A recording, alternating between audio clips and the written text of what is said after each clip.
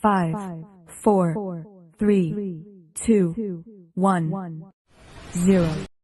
What is going on, everybody? Welcome into the Skol Experience. Jamie is out tonight. He is at, as you know, living in Boston. He is at the Timberwolves game, hopefully watching them come away with a victory. So we are joined tonight by Justin of Purple and Gold for Days, as well as Johnny of Bite Size Sports. Fellas, how are we doing this evening on really the first Wednesday of the Minnesota Vikings offseason? How are we doing, and how are you guys feeling about the direction? How are you guys feeling about in general now that the season's over? I'm feeling pretty good. I'm ready. I was ready for that season to be done. I'm ready to move on, and I think it's going to be a fun, exciting offseason. And I'm digging the fat head behind you. Is that a fat head? No, my wife drew this. Oh, that's even better. I know, right? Man, she just had this like pretty much done. One day I came to like look at it. I was like, oh shit. Yeah, right. But no, yeah, I'm at peace. I'm kind of with you there. Yeah, I mean, it was. I was at peace the day Kirk Cousins went down. You know, yeah. Let's just call it for what it is. It was just one of those years where you started off not doing what we thought we were going to do, starting out 1-4, being in close games again, and not having the magic of the fourth quarter comebacks, one-score victories, and you're on the brink of ready to say, let's just accept this season for what it is. And then they go beat the 49ers, and you're like, okay, maybe we got something here. And then they beat the Packers, and we're like, okay, oh, wait, then we lose Kirk Cousins. And it's just like, okay, now what? And then more roller coasters ensue, and this is where we're at, you know? Yeah. The Vikings have a tendency to not give themselves a big enough margin for error so that when bad things happen, it's like, okay, well, if this hadn't happened or if that hadn't happened, yeah, well, that's because they don't have any margin for error. So, but to your point, hey, it's a new season. We're all Dallas Cowboys fans this weekend. Mm-hmm. So we can all agree, regardless of what direction this team is or isn't going to head in, we can all unite and say, how about them Cowboys? I don't know about that. I might be a bigger Rams fan. I think I hate the Lions more. Really? Now, hate the Lions, or have the fan? It's weird because it's like the fan base has made us hate the Lions. Like, you know, the old adage of act like you've been there before, but I guess they haven't. So they really don't know how to act. When they were talking about TJ Hawkinson on Twitter and going, well, yeah, that's just, you know, stupid. Yeah, like, I don't hate karma. I don't have the same disdain for the team colors, but the current fan base, current players, have driven me up an absolute wall this year. So before we got go no on, love you guys for do them. a couple of shout outs here. Sorry to interrupt there. No, you're good. Purple Papa was in here before the show started. Brian, please stay and help our defense. Gary, of course, every time we always see you in here. Thank you for hopping in. And of course, Life Barber as well. Can't respond driving, listening to the show. Perfect. Be safe. Don't be texting and driving. Yeah, you do you, absolutely. man. But enjoy the show. Thank you for hopping in here. But yeah, it's Justin. What were you saying? Sorry, I cut you off there. Well, I mean, again, you're right. So there's a generation and a half of Lions fans that don't know what to do with themselves this week. So on one hand, you want to kind of give them a pass. You know, I remember Dan Barrero, who hosts the afternoon drive time show on KFAN, who grew up a huge Cubs fan. When the Cubs clinched the National League pennant and Chicago was going crazy, and you know, it's like, hey, you know, do you maybe want to save this a little bit until you actually win the World Series? And I said, no. If the Vikings just won an NFC championship game, regardless of how the Super Bowl went out, I'd go crazy because I've never seen it in my lifetime. Mm-hmm. And being that there were pretty much nobody else around the last time they'd been to a World Series, no, you absolutely go crazy if you see something for the first time. Now, what I was saying a moment ago was, regardless of how Lions fans have been and some of their players, once the Vikings are out, it is hashtag ABGB, which stands for anybody but Green Bay. As soon as the Packers lose, then yeah, we can root against the Lions all we want. But I feel that one, man. I feel that one for sure. Two-Tone Tony, thank you for hopping in, as well as Chi-Town Vikings. Thank you. Yo, what up, Chi-Town? Well, but yeah, I don't know. I know Kwesi in his press conference today said the words big offseason a couple of times. And I mean, looking at the way this team is made up right now and some of the decisions that have to be made and some of the money that's going to have to be spent, like this really for this, I mean, and not even just like it's a coach, it's a GM and coach combo going into their third season as well, where they've experienced the highest of highs as they could, winning division, 13-4 record, and then they experienced the lows, playoff loss, bad play this season, injuries, some coaching mishaps. So really, like, I mean, I know with quarterbacks they kind of give like that 3-year window, like the third year is when things are really supposed to click.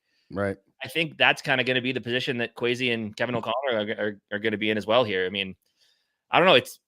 I think there's no other way to put it. This is an absolutely like an astronomical offseason for those two. I mean, first off, a generational franchise player in Justin Jefferson. Like, I don't think he plays next year without new money. I really don't. I just think after the way the season went with the quarterback issues, the injuries, I don't foresee a scenario in which he doesn't play under new money. Yeah, totally. And to your third year point, like with the coach and GM, I think that's applicable to some of the players on the team too. Like year 3 for guards is huge. Can we get some internal growth to give us a little bit more of that margin for error that Justin talks about? Because right now it feels like, it's sunk cost with 3/4 of the past 3 years of draft picks right now. And they've obviously still got some of their rookie contracts left, but I think that's another thing that's hugely important going into next season. Not obviously just an off-season thing, but through camp and everything, you've got to see some sort of internal growth with the guys that you have on affordable contracts that you can develop internally. So that's another huge thing for me that obviously we're not really going to have an inkling of until at least the preseason. So that's something else that I'm thinking about. Though today in his press conference, they brought up Louis C. and Andrew Booth. And I did not hear I don't know, did you guys listen to their season-ending press conference today? No, I didn't have time to, unfortunately. But there was some, because they had asked about the players who were in their second year, basically talking about Louis C. and Andrew Booth and saying, like, we haven't seen a lot from them. Like, what do you need to see? Why may that not be something? And Kwesi did not give them a glowing endorsement. He basically had said, like, well, we understand, like, these guys are still learning. Scene didn't have his rookie year. Same thing with Andrew Booth. It's like, we still believe in these guys, but also we need to look at the best ways to improve our roster. So hearing him say that, I don't know, man. It's not a very glowing endorsement of your very first round pick in my mind. That second little quip is pretty indicting. Yeah. Well, you almost don't want to lump Booth in with Scene because Booth actually got in there on the field pretty decently. Yeah, how about that? Throughout the year. Scene put up the DeMar Hamlin stat line on the season. Here's an Scene angle put on up the JJ. DeMar Hamlin stat line. I think they had both one tackle. Here's an angle on JJ's. It's kind of it's like his own worst enemy when it comes to how talented, because he's so talented, right? Even if he holds out, people are still going to come to us with, to trade for him, right? So if he holds out, he tolls. His year will toll. He's still a Viking. He can't go anywhere. And people, it's not going to cost us anything because plenty of teams are going to want to trade for him. You know what I'm saying? So he's kind of in a situation where, I don't think we're in a situation anywhere near it where we're like gonna in some sort of stalemate with him right now. So that might, but if you go look at what we got for Percy Harvin, he was a really good talent, right? And Moss, really good talent. We're still gonna get first round type of shit for him, even if he was to hold out, because those guys wanted, and Diggs for that matter, those guys wanted out of town. Diggs and Percy Harvin, Moss maybe not, but we still got picks for them because of how talented they were. So, and that's a catch-22 with Justin. If I hold out, well, my contract will toll. And then where goes my legacy kind of thing. I think when it's all said and done, we get him. We sign him. I'll say this. What you just said is 100% accurate and 100%, and I don't mean this as a slight, irrelevant. It's not going to get to that point. It will be done before the draft. One way or the other. You think so? I'm saying it in this. I'm saying it in this context. Before Dave was like, "Geez, why'd you do that?" I'm saying it in the context of this: the Vikings will never let it get to that point because it would be career suicide for them to do it. They're either going to have Justin Jefferson re-signed or they're going to have him traded before the draft so that they can recuperate some of those first round or whatever draft assets in this cycle.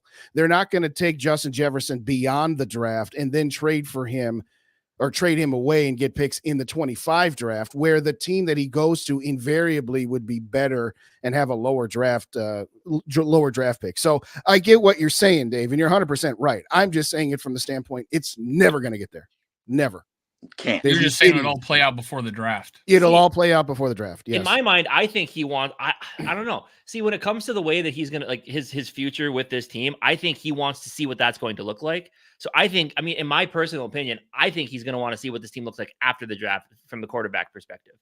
I don't know. I don't know. That's just kind of the way I view it. Is that I think he's. I mean, I don't think he wants to leave. I think he does want to be here. And I mean, because he knows damn well wherever he ends up, someone will pay him the money that he wants. Like, the money's not the issue. I do think for him, it is a matter of, can I win soon? And like what's the direct, like what's your 5-year plan with me if you sign me to a 4 or 5 year contract?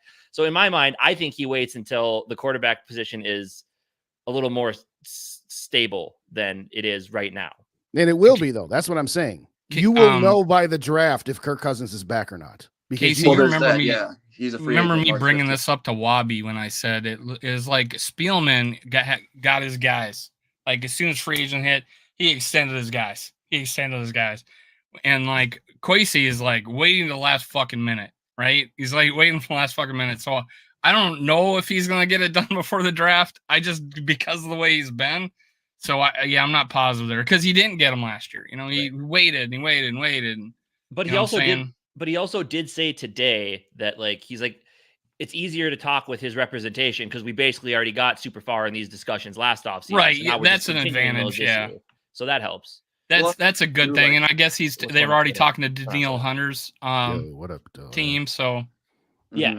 And I think when you're negotiating with a guy who obviously is a franchise player, a core player of Jefferson's talent, I think those negotiations and what you tell him it'll look like is from a pretty wide lens, like wider than it would be with a prospective free agent or like a low-level starter you're negotiating with. Like, I think he's going to get kind of their full plan layout.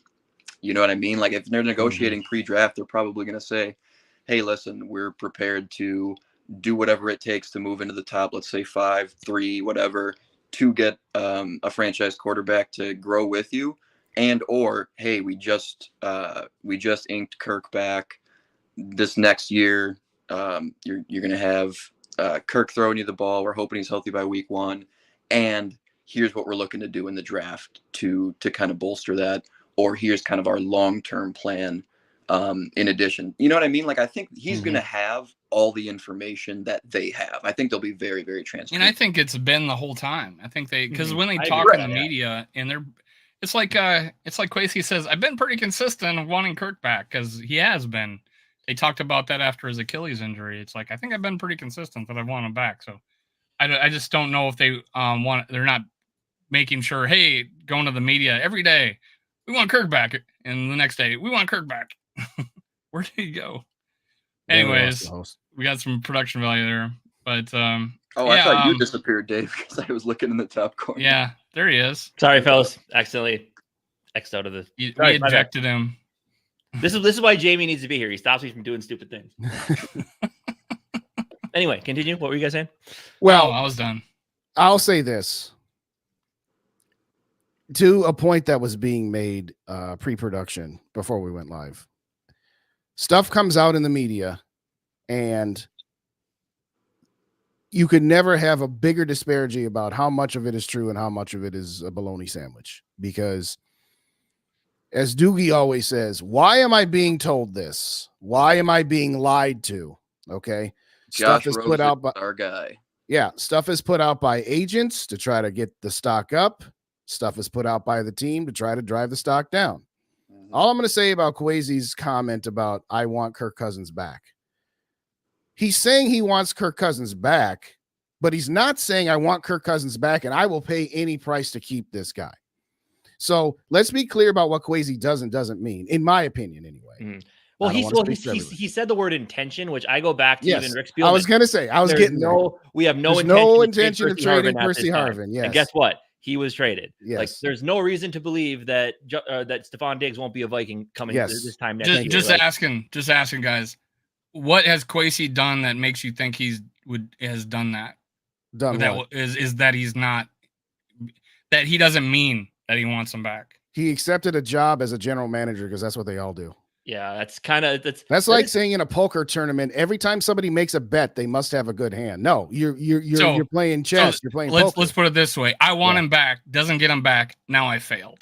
No, because I want him back. GM's going to say, "I want this guy back," and then fail to do so. I mean, it's not a glowing endorsement of your GM skills. I'm just no, it's not. I want him back, and if he doesn't get him back, we'll turn into I wanted him back, but we could not agree on a price. Which, if you then backtrack it in hindsight, what he's saying was your point. What was your point? That he wanted him back, or he doesn't? He wants him back at a certain price. Okay, that's the point. I don't think anybody's not saying that. It has to be. I mean, he said it. He said he had to. It has to be agreed upon. But my whole point was that he said he wanted him back. I don't know why. And you agree, he wants him back. It's for a certain price. Yeah. I don't see the difference there.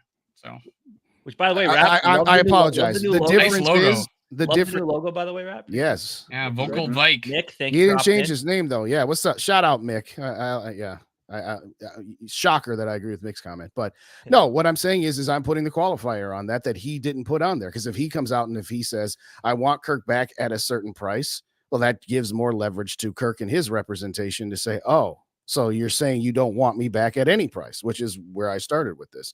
And ultimately, you can tell the difference between last year when Kwesi says, yeah, we're hoping to get Kirk Cousins done if we can find the right price. Where when he talks about Justin Jefferson, he says it's champagne problems. Yeah. And when you combine what Kirk says and the way Justin came out and said, it kind of lends you to believe that there's going to find common ground. I mean, that's just my viewpoint. And I'm just asking, where out there does anybody think that they don't want this to happen? Like I know it has to be at a certain point, but it all seems like they're all putting out the same message, So either way.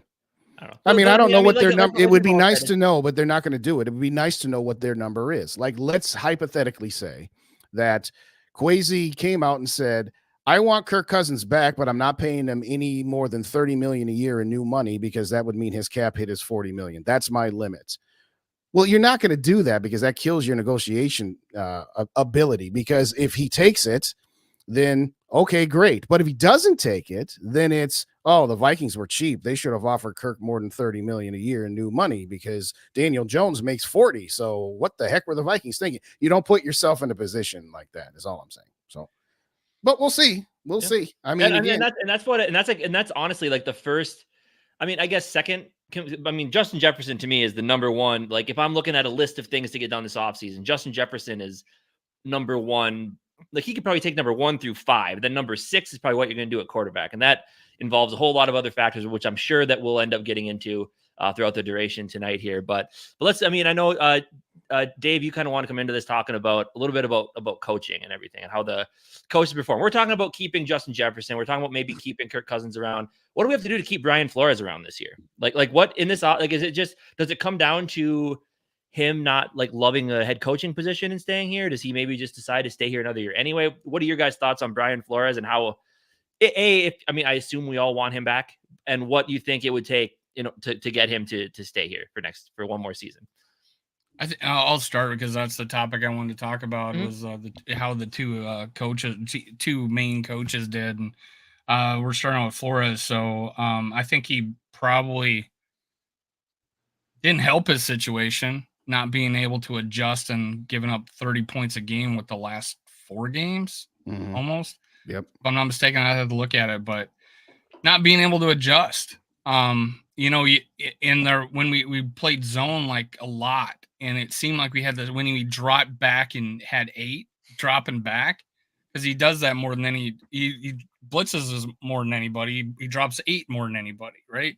When he dropped 8, it seemed like they all did those 10, 15-yard in cuts, and they really were wide ass open. It was like I told Justin the other day, the Scooby-Doo reveal, and there was Ed Donatel defense, every once in a while where they'd give up 15-yard plays on deep in routes or 20-yard plays and deep in routes. So I was kind of worried why.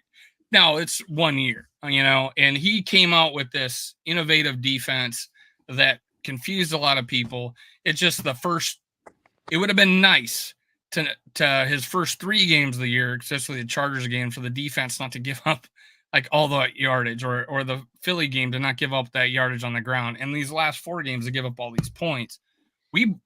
If we don't give up 30 points a game, maybe we give up 24 points a game, we maybe make the playoffs, right?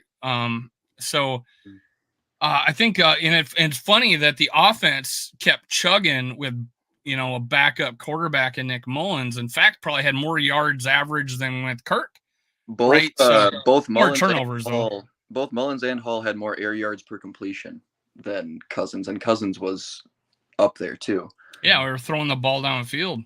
Yeah. Well, and if you look at it, you probably have more air yards in the last 4 games Cousins played than his first 4, so. Yeah, no, and that was for better or worse, O'Connell stayed pretty consistent with his play. Yeah, I actually given a lot of credit to KOC to keep this offense chugging. He just had to play with 2 quarterbacks that lead the NFL in career interception percentage. It's like, oh my God. But they, Nick Mullins, I'm happy to have him back, but as a backup quarterback. But Flores, I think he made it hard for himself to get a head coaching job in the market of there's fan bases out there that do not want defensive coordinators as head coaches. And honestly, I would agree with them, because I would rather have the same offensive coach. I would rather have a head coach that's an offensive coach, because he'll be there every year. We've already seen what, changing offensive coordinators every year looks like. And then, but it's so much easier to keep a defensive coordinator long term. You know what I'm saying? So I think that's the preferred route of franchises. You guys can talk about add into the fact, where would you think he'd go? I don't really have an idea. Do we know at all what Flores' contract was? Not necessarily the money, but I'll look it up while you guys talk. I was looking it up while you were talking, and I couldn't find it. But I'll look for it. You guys talk. I guess the question is he under contract right now? Because if he's under contract right now, then the question really boils down to, does he get offered a head coaching job that he would accept? Because if he doesn't, then I imagine he'll be back. Right. Yeah. Mm-hmm. Yep. I would agree. I think that's the only reason. I did make a point a while ago that because of how his defense played the last few games, he better take any head coaching job if he wants one.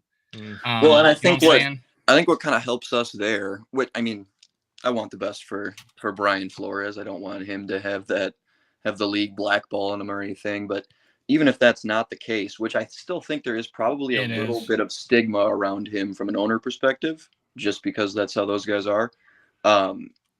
But even aside from that, I think what helps us is guys like Vrabel getting fired. Dan Quinn probably potentially looking for another head coaching job unless he just takes a Spagnuolo route. Wink Martindale's out. The Glenn in Detroit apparently has been interviewing or has received a phone call or something for the Chargers job. Like, there's a lot of candidates out there. And if there's any sort of, hesitation around bringing Brian Flores in as an owner, that might, kind of nudge them just enough towards these other candidates, which are pretty good. Especially if Vrabel, maybe Belichick goes somewhere, you know what I mean? Like, it's a really deep coaching class coming out. So I think that helps us too. So, maybe he just kind of waits out another cycle here and goes one more year. Cause I think either way, every off season, he's going to be, checking the other side of the fence to see if the grass is greener. Right. Great point. And then it also kind of comes down to, I know people had talked about destinations for him, which if Belichick moves on from New England, right, he could be a shoo-in for the Patriots job. But now it really sounds like, Mike Vrabel is probably the guy that would be the front runner for that job. But have they said anything about Belichick? Like, what's necessarily going on there? Is he staying, or they haven't said anything specific since that, few weeks ago when they made that announcement. We haven't had any finale to it yet. Didn't he say I'm not leaving? And then it's basically puts it in the Kraft's hands. Didn't he say that? Something like probably that. Something like that. Yeah, but I mean, if he leaves there, I really do think Vrabel gets, because I was shocked, but also wasn't by the Vrabel firing. Like, I get it. Like, he'd been there for a while. They had a couple nice seasons. Then they kind of, usually when you have a couple losing seasons in a row after winning for a couple seasons, it's kind of like the message got stale. That thing comes out and then you move on from a coach. But like, I think he's going to get scooped up pretty quickly. And I do think the Patriots would be probably a pretty solid spot for him. Like another destination people are talking about was like, would Flores be up for the Chargers job, which I think David mentioned. It's tough. It's tough when teams like, usually when they have a defensive head coach and they fire him, they move on to an offensive head coach. And right. You always go the opposite. Well, and you're looking to think about him and his quarterback. I just go back to how he treated Tua, and you're going to take a defensive coordinator and put him with a prolific passer. I'm like, yeah, they're going to want to go offense, and they already had a defensive coordinator, Yeah. So it's like putting Mike Zimmer with Kirk Cousins. Yeah. Honestly. Yeah, exactly. The Chargers like one, that. The Chargers one's a little weird though, because they just brought in Kellen Moore to call plays under Staley. Yeah. True. So that one's a little weird. But I haven't heard anything of him like interviewing up or anything like that. It seems like there's still a vacancy there. Yeah, for sure. So yeah, I don't know. I mean, I would love to see Flores stick around because I take a lot more from what I saw like when the defense was hot than what I do at the end. Sorry to cut you off. How would you letter grade Flores for this season? If you look at everything, I mean, I would probably give him a solid B. Like, it started off rough, but the defense was transitioning to a new scheme, which is going to happen. And I mean, you look at what's on this defense outside of like Daniil Hunter and the way Ivan Pace and Jordan Hicks played this year. Like, I guess you'd probably toss. I mean, I guess, okay, there's a couple players like those two, Metellus and then Cam Bynum played well too. But like outside of that, who else was really like DJ Wanham had a good season? I attribute that. I do like DJ Wanham. I attribute that more to getting the opportunity to consistently play across from Daniil Hunter for a full season when Daniil Hunter was used properly. But like outside of that, like what did he have to work with? Our corners were mediocre all year long, and that includes Byron Murphy. Harrison Smith. I think he got more solid towards the end of the year, and I think he hurt us by not, when he went down. Yeah. Yeah, but then like Harrison Smith, I'm sorry, like Harrison Smith was not Harrison Smith this year. He's gone. It's unfortunate. It does feel that way with him. But like, what did he really have to work with on the defensive side of the ball? Like, that's why I give him a B, just because you got what you could out of this defense. And the way I felt with this team all season long is Kevin O'Connell kept him right there for as long as he could as a team, focused. And then you get the TJ Hawkinson injury, to me was like the straw that broke the camel's back. And that's the way I feel about this defense. Like, he got so much out of him for as long as he could, but eventually it's like, you just can't, eventually it just kind of, the well dried out, and and it's just, you got as far as you could with the players you had, but at the end of the day, it just wasn't quite enough to keep being consistent. Yeah. I'll give him a C+. I give him an A+++ for the middle part of the season. I give him an incomplete for the first part while you were getting things to go, and then I give him an F- for the last 4 games. So when you put it together, it averages it out to be a C. I give him a C+ because you took the 31st ranked defense and then moved him to the 13th in scoring and 17th in yards. So you got to give him something for that. Yeah, obviously. Yeah. And this is one of the points that I made on my Monday show, which was a chef can only make so much with the ingredients that they're provided. You can't, you can scheme up a defense to a point over a 17-game season to where when you're going up against certain teams, or you have the element of surprise because it's early on in the season. I mean, yeah, they had their best defensive performances against the Saints and the Falcons and the Raiders. So, I mean, again, I give Flores credit, and I absolutely want Flores back, and I'd like to see what he can do with a full defense that isn't 3 or 4 high-end guys and a whole bunch of just okay guys, just a whole bunch of Jags, So, yeah, your kind of point there, the mental imagery popped into my head when you said chef. Do you guys watch like Master Chef or anything? No, it's been a long time. I used to watch Chopped back in the day, but yeah, they'll do these. I don't even know if that's the correct show. It's one of those shows. They'll do these challenges where, you get 4 ingredients and you have to pick them in like a draft. And it's like Flores got his filet mignon, or was just handed his filet mignon with Daniil Hunter. And then he had to jazz up like, some cabbage and some okra, and then he got like garbanzo beans, and he was like, all right, I'll just put them in zone match and send 6 of them. And it turned out to be one of those things where I think we saw both the floor and the ceiling of this group in rapid succession. Yep. through like the second part of the season and the final third of the season. And I mean, all that's kind of to say that I'm probably closer to like a B plus, maybe even teetering on an A minus. This is a group that was dead last in pass rush win rate.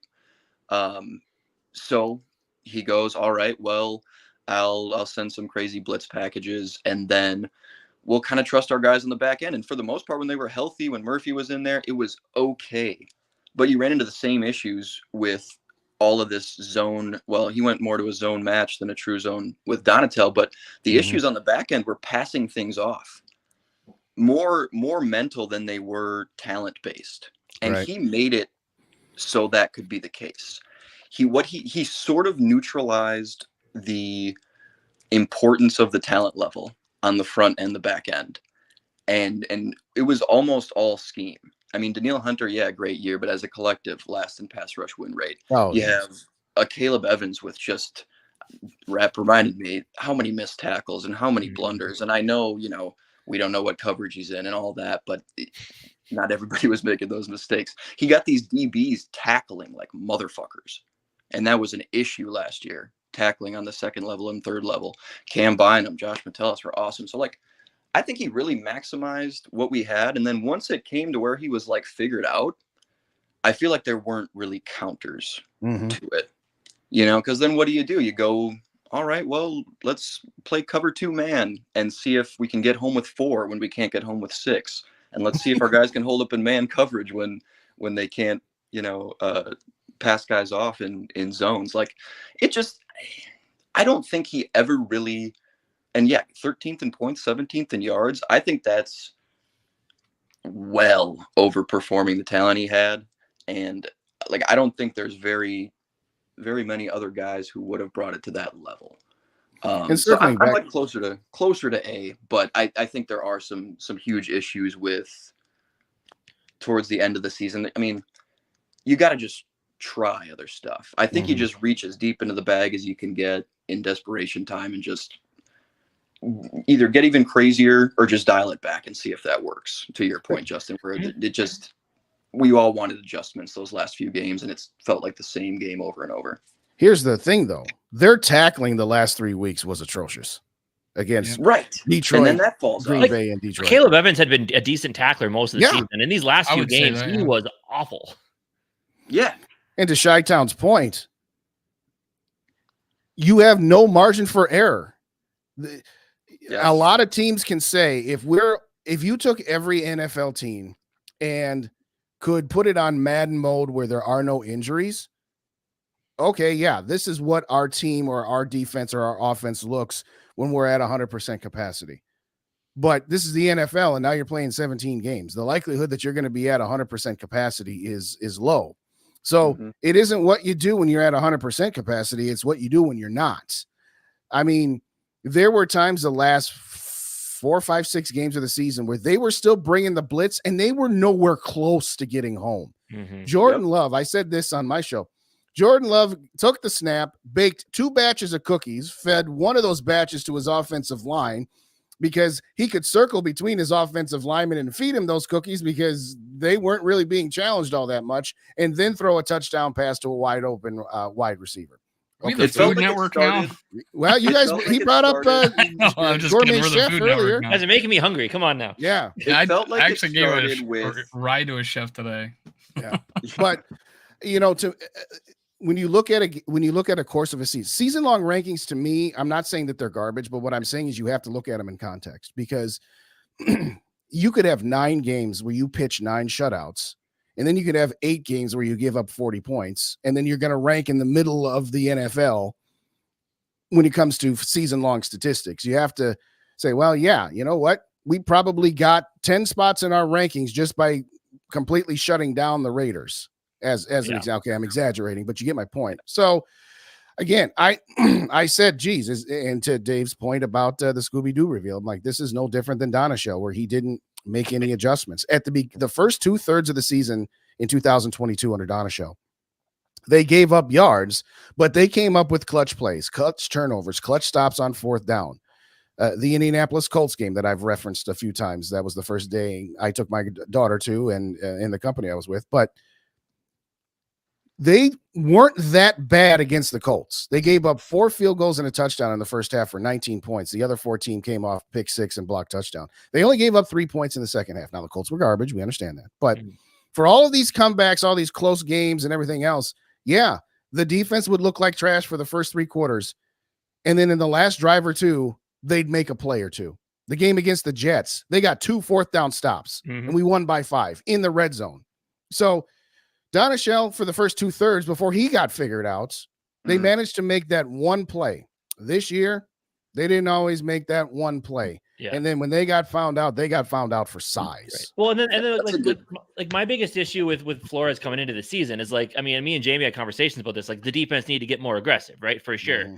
But then like Flores thing was like we knew he was going to bring the blitz, and I feel like that's and you notice a lot of times what teams would do to get us, like early on in games, just short throws, quick outs, that type of stuff, because that's what beats our defense. Because we don't play tight coverage and we blitz. Like with that, I feel like it was just way too easy to figure out. I mean, coming into the game, knowing Flores wants to be aggressive, just take care of that early, and then you're able to beat us deep later on in the game. So and again, it's part of that lack of adjustment, is part of that not being able to make adjustments because of the little bit you had, like because of the players you had on defense. I'm not sure, but that was one of my biggest concerns about Flores coming into the season. Like, was his defense going to be too easy to figure out just because he is so aggressive and he's known to be that way? Right. Well, yeah. And to Johnny's point about win rates and all that, I mean, well, keep in mind we dropped 8 more than anybody. Well, that means we were rushing 3 a lot. That's on an individual level, though. The pass individual, like you so that's like 3 against 5, the total average. Yeah, I'm just saying it doesn't help, right? If you're going 3 against 5. Yeah. Right. Oh yeah, I mean that's probably true, but they're outnumbering them half the time too. It was weird. Like I feel like I'm just saying 3 against 5. Doesn't help. I feel like it started with that last drive against Chicago in the second. When they dinked and dunked up and down the field, and they realized guys like Justin Fields, guys like Jordan Love, that we felt like we were just going to absolutely expose with this type of defense and make them think and make them process everything. Those type of guys, and credit to Matt LaFleur, credit to Luke Getsy for one game, I guess. Right. For, because we're sending 6 a lot, right? You're playing a basketball zone in the back end. You're playing a 2-3 or a 1-4 with 4 deep and 1 guy under. And these guys realize, hey, if I can just backpedal and throw off my back foot to the flat like Mahomes 11 times, we can probably run up the field on these guys. Yeah, we're going to come downhill and tackle, but you can get 4, 5, 6 yards. You send 4 routes out into coverage, stretch them deep, run a clear out to the flat side, and all of a sudden you're not going to be able to recover as these guys try to pass those deep routes off, because that's what they're going to prioritize. And then you go to the drop 8 stuff, and it's like, yeah, okay. But then we're dealing with so much time in the pocket that either, you have a dynamic guy like Justin Fields, who's able to extend it even further and make some plays with his legs, or even Jordan Love towards the end of the season was fantastic just as a thrower of the football. Jared Goff was great. We couldn't do anything against these like Amon-Ra St. Brown crossers, stuff like that. Not that many teams in the league can. He had 119 catches this year, but it was stuff like these last few games against these divisional opponents where they figured out how to kind of exploit that. That felt like where you needed to kind of have a come to Jesus moment about the whole attitude of this defense, in my opinion. Yeah. And I love the aggressiveness. Don't get me wrong. I love seeing we're first in 6-man blitz rate and 7-man blitz rate and all that shit. That's awesome. That's fun. But when Justin Fields is going to dink and dunk on you up and down the field, let's try and tighten that up a little bit. Yeah. For sure. Hey, David, thank you for popping in. Appreciate it. Did you say anything about Scene? Quasi talked about Scene, and it didn't sound great. Nope. From what I took from it, did not sound like a glowing endorsement of his first round pick this year. Well, just to wrap up your point, Johnny, whether you're talking about dropping 7 or dropping 8, how many times did we have 3rd and 18, 3rd and 20, 3rd and 21 get picked up on us? Third and dropping 7 or 8, theoretically, like, oh, okay. The quarterback is going to see a whole bunch of guys out there and is going to have to throw tight windows. It's almost better in short yardage. Yeah. None of it matters if your 3 or 4 guys that you're rushing get stonewalled. I mean, we were getting stonewalled on the blitz. We were getting stonewalled on just 3 and 4 man rushes. When I was talking the other day about, how the Giants as a 9-win team managed to win a Super Bowl, when I was talking about, what direction this team should be going in. When you have Michael Strahan, Justin Tuck, and O.C. Umenyiora, you can play drop 7, drop 8 all game long. Yep. And yes, the thing about guys like Tom Brady, even in their prime, or Peyton Manning, is they would invite the blitz because that's less guys that they have to go against, and they can pick you apart. And then you can get away with Corey Webster as your CB1. Exactly. And you can get away with the wide receivers that they rarely had outside of the year with Moss. But what I'm saying is that defensively, you can run your smoke and mirrors for a while. You can run smoke and mirrors against mediocre to bad teams and get away with it. But when you start going up against halfway competent teams, halfway competent offenses, you ain't gonna be able to do anything. I mean, again, Detroit, I'm surprised we were even as close as we were at times in both the games against Detroit. I'm shocked we that we had a chance to win the first one. Yeah. Justin, when you were talking about last year's group, it made me think about that last Detroit game, and frankly, both Detroit games. Mm-hmm. Last year's team, it feels like last year's team would have made those comebacks. Yeah. When Mullins, like those back-to-back deep shots that Mullins had week 18 to keep us in it, it felt like last year's group wouldn't have given up that final touchdown to put it back to a 2-score game. Yeah. I don't know why. It was just like it was a vibes thing. I have no analytical take on it. I can give you a you're little right. bit. They just made those plays. Well, they tightened up. Like I thought that was the big point of bringing Flores in. His aggressiveness would cause turnovers, and it really didn't nearly enough. Where like last year, middle of the season, like Justin a lot of said, forced you let them have fumbles. all the yards they wanted, but eventually they made that play on defense to get the turnover. Yeah, we punched at the ball a lot. So, like you said, and then we got screwed on the recoveries half the time. Yeah. Well, I think part of it last year was in the first 2/3 of the season, up to the Buffalo game, before Zadarius Smith got hurt. Zadarius Smith was the kind of player that, he didn't practice much because he was refueling the tank, and by game day he was fine. But when he got that knee contusion, then we get blown out by Dallas. Then we survive against the Patriots and the Jets. Then we get destroyed by Detroit, destroyed by Green Bay. Ultimately, Chicago was so bad last year that it didn't really matter. When you had Zadarius Smith, when he's healthy, and that's what they thought they would be able to do with Marcus Davenport, which clearly did not work. Okay. Marcus Davenport made Zadarius Smith look like the Kirk Cousins of defensive ends. He never gets hurt. Okay. Yeah. So I think part of that too is you never had a guy consistently. DJ Wanham is a solid rotational edge rusher. DJ Wanham, to me, I equate him to Brian Robeson. Okay. We all remember him when he was drafted in 2008. He was the third wheel behind Jared Allen and Ray Edwards. So he could just come in and be a pass rush guy on third down, play over the center. And then when he was asked to be a starter, he wasn't nearly as effective. Okay, let's fast forward to 2017 where you had Daniil Hunter and Everson Griffin, and he's the third guy again. That's what his role is, and that is what DJ Wanham is to me. But when you start asking DJ Wanham to be the number 2 pass rusher, okay, now you're asking him to do more than he might be capable of. So again, don't want to go too far overboard on the bit, but football is again in the trenches. It really is that simple. And that's something like me and Jamie have been talking about that since last offseason. So, and we did a mock draft yesterday. We did a 3-rounder that will come out on our channel Friday, probably. So anybody that's in here, getting an early spoiler, what that looked like.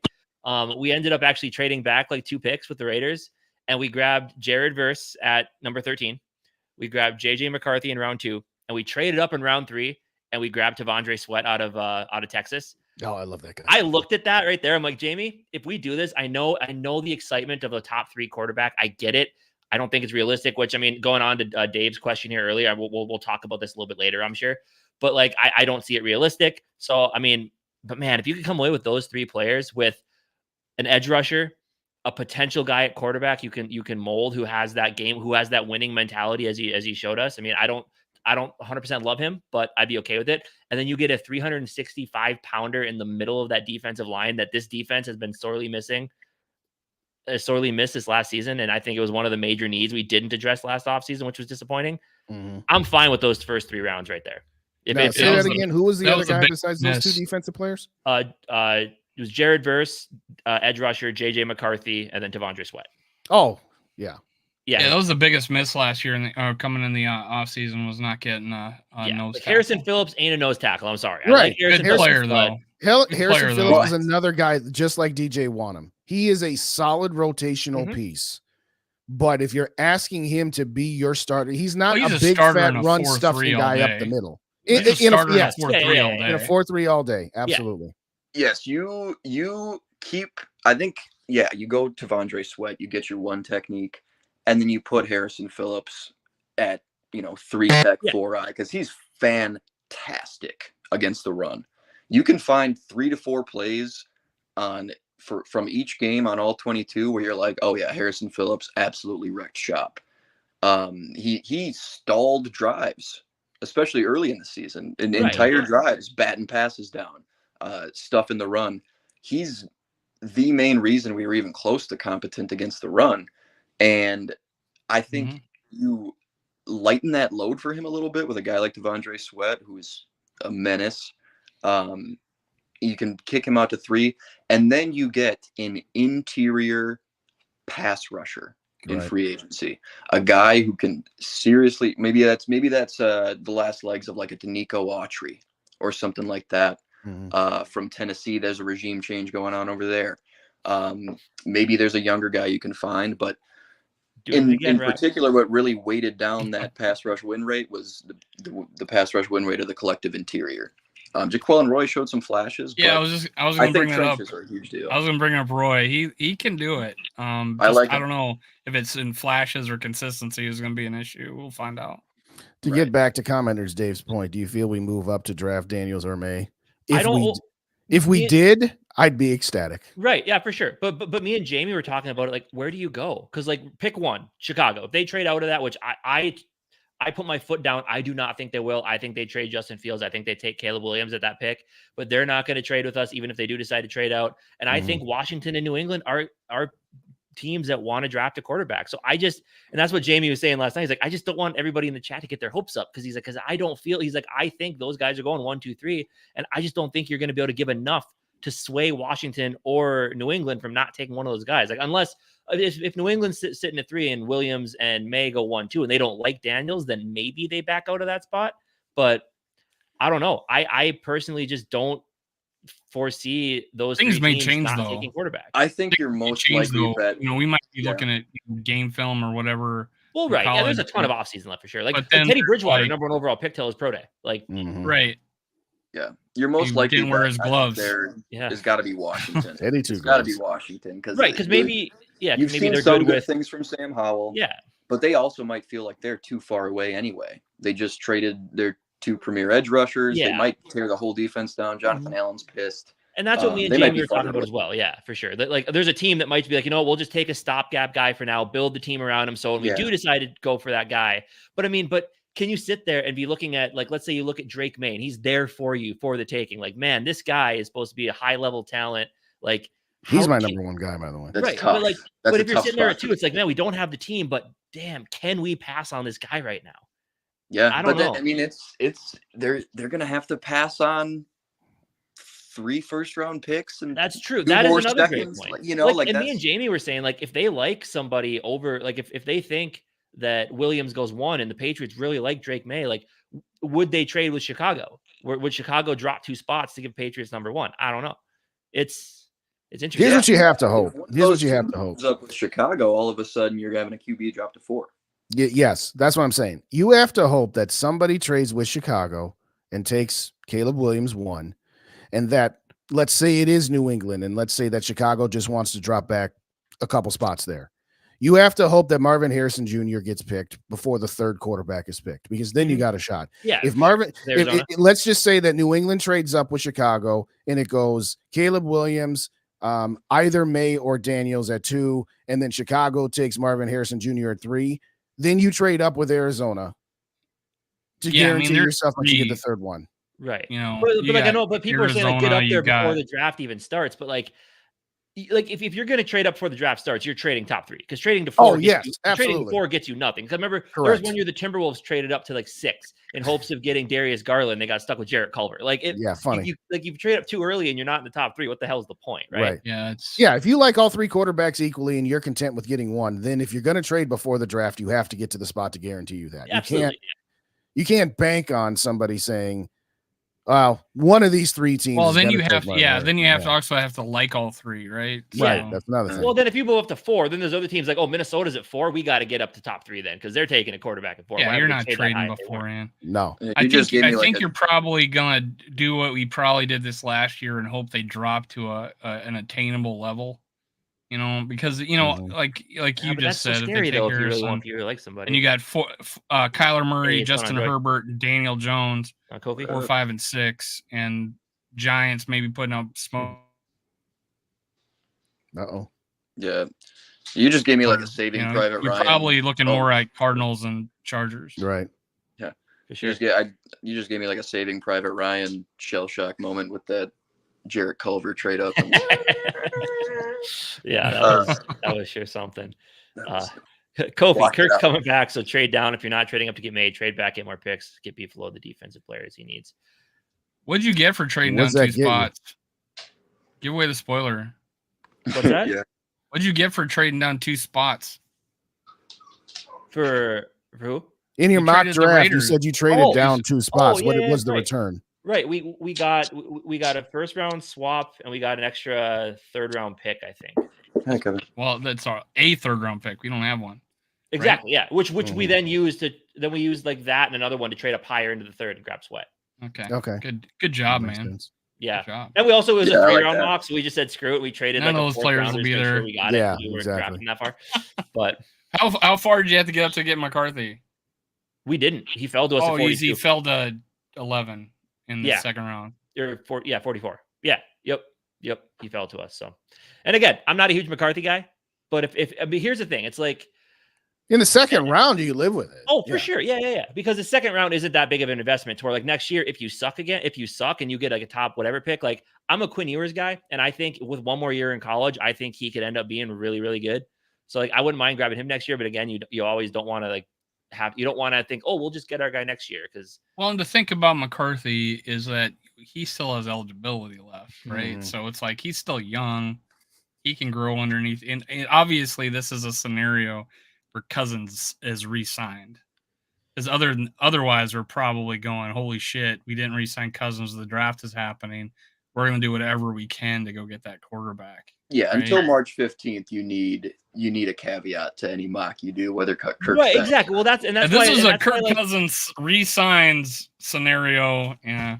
Well, like, and that's why it's so tough to like talk about the offseason because we don't know what it's going to be until free agency hits. Because like if Kirk goes to Atlanta, then we're sitting here like things are real now. Like they need to make a move. They need to not screw this one up. And does that force them at pick 11 to say, hey, Michael Penix is sitting there at pick 11.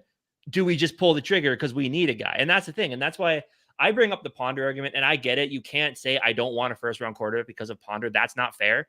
Like that's dumb reasoning. But that's almost the exact same scenario as but I'm I just don't want I want them to be convinced that the guy that they pick can be their guy. Because let's be honest, like a 1st round quarterback, like for a 3rd year GM and head coach, like you are putting your careers on the line that this guy is going to work out for you, right? Yep. So like I don't want them to feel like they need to take a quarterback and then reach and grab a guy that they don't love at that pick just because they're afraid of what might happen. And from a fan base perspective, if they don't get into the top 3 and they trade back to middle of the 1st round, it's not going to be good. The fan base will revolt. We know that. We've seen what it looks like out there, especially on Twitter, which you can't take Twitter for fan base law, but it kind of is. But I mean, it's just one of those situations where they all think we're going to trade to 32. Right. But if you trade back, that's the key. One of those, it's weird. It's one thing if you're at 11 and you trade back to 14 versus 12 to 32. Yeah. I want them to trade up. That's the direction I want them to go. What if we traded up and got a defensive player or non-quarterback? I don't think you'd trade up for a I don't defensive think player you though. would. You would. I mean, I wouldn't. I won't. I don't want him to. Here's the thing: top 10 picks. You're thinking 3 quarterbacks. You're thinking probably 3 receivers, an offensive tackle. Joe Alt, I know he's way up there. Then how many like defensive players you have there? You got a couple corners. You got a couple Jerzon Newton. Yeah. So like that tackle. There's going to be a defensive player that's going to fall to you at pick 11 if you want to go take him there. So I don't think you would need to trade up to get a defensive player just because there are so many offensive weapons here that are going to be going top 10 to the first round. And then there's a situation of how many free agents we have and how many holes we got to fill. And what a way to do that, like the Patriot way: trade down, get more picks; trade down, get more picks. That is true, Hopi. And building the roster, so you may see us do that: trade down and a couple of times and get more picks. And Barbara, I get your point here, but trading down, I don't. Trading down isn't really blowing the pick. It's what you do with those picks. It's value and what you do with the picks after you trade down. Like I was fine with. I'm going to sound. I was wanting to take Andrew Booth Jr. in the 32nd pick, so I'm like I was okay with Kwesi's first draft trade that he made with the Lions, and the more I looked at it, I'm like, oh, what was I thinking back then? Like that was not. Like I get it, like 30, like 34, whatever is basically like you're getting a first. You're probably going to get a first round talent there, but you trade it back again. So now that I look at that was dumb, but like I just don't think you can look at a trade just thinking if he trades back, it's a loss. Like it all depends on value and then what you do. I mean, you gotta like the players. Like we dropped down 5 spots because I liked all 5 of those players. Exactly. Right? Exactly. Like that's like the the Cowboys one year. They famously, when we had 3 first-round picks, they famously had 3 guys right there, and all of them got taken. And we took the guy right before them, and we could see their draft board, and it got put around the media, and you could see the picks they wanted, and they just, I think they traded down, I don't know, but but traded down too far, and every one of their guys went. I mean, here 2 things on that. We'll remind folks that Rick Spielman traded back and still ended up with Christian Darrisaw. 14 to 23. So he got 9 picks back. I don't remember what the haul was that we got. It doesn't really matter. It was something. You still got your guy. Now. Yeah. And then Kellen Mond. Well, there's that. And Wyatt Davis. Anyway, go on. And that day. So did we have 4 third-round picks that year? Something like that. All gone. Yes. So when he traded back from 12 to 32, if he had gotten a first-round pick from Detroit, because Detroit had 2, they had theirs plus they had the Rams because of the Jared Goff / Matthew Stafford trade. If they had gotten a first-round pick the next season, then that trade, you don't leave money on the table. You regardless of the guys you picked and regardless how they turned out, you say, okay, you maximize trading back 20 slots, but he didn't get that. And in addition to I think we would have been happy with that, right? Then he would have been like, okay. Yeah. That felt like tunnel vision on last year's draft board. Or that my first thought is we must have got a first-round pick. Exactly. And not the first-round pick swap now, mind you, not swapping an additional one, right? Yep. So, again, if you move back from 11 to 15 and you get an additional 4th or 3rd round pick, whatever that ends up being, and you still get the guy you want, fine. I have no issues with that. If you're going to trade back from 11 to say 21, you better be getting, a 2nd round pick this year or a 1st round pick next year, whatever. It's got to be worth it to you either immediately or in the future. But he didn't get any one of those. I don't care if we win a Super Bowl, and I don't care if every player that was taken in all those dipsy doodle trades by Kwesi become Hall of Famers. It doesn't change the fact that he left money on the table, that he should have got more for it. Right. But, and that's the thing. If he's going to make another trade down, like you need to see that and that's it's a development thing, right? Like if he makes the same type of deal, you're like, okay, what have you learned from this? And like, I think last year, like he probably there's enough talent there where he could have traded back, and they were I think they were talking about it, but then they just said, you know what, right now, screw it, just take the guy we want. Let's just get it done with. Let's not get cute. We love what Jordan Addison could be. They took him, and look how that worked out. I just don't want, because that moving down to from 12 to 32, I think all of us. Johnny hated the Addison pick. Almost, yeah, I did. Almost every Vikings fan going 12 to 32. We knew. If hindsight's always 20/20, but everybody knew that Jordan Davis and Kyle Hamilton were I was like Jordan that. Davis. We knew they were like that. And then, you know, Kyle Hamilton, sure, water under the bridge. We ended up with this sick-ass nickel will linebacker safety in Metellus, and he kind of blossomed, and that's fine. Mm-hmm. But to this day, we need a Jordan Davis. Yep. Oh, God. And honestly, don't just after trade Harrison back to the Smith state leaves, we need a Kyle Hamilton. Like, we need another safety to take that Harrison Smith role. Now we do. Yeah. It was seen better. Hey, I'm going to tell you guys, though. There's this kid from a small town in northern Minnesota called Esco, which is where I grew up, playing for the Gophers this year. Just number one recruit in the state of Minnesota named Coy Parrish. Future Viking, future number one safety on this team. Count it. Number one recruit out of the state of Minnesota going to the Gophers to play safety. I'm excited. How about Tyler Newbin this year? Exactly, right? Ayuma. Yeah, exactly. So I don't know, but yeah, now we need a safety, and that's kind of unfortunate. Do we?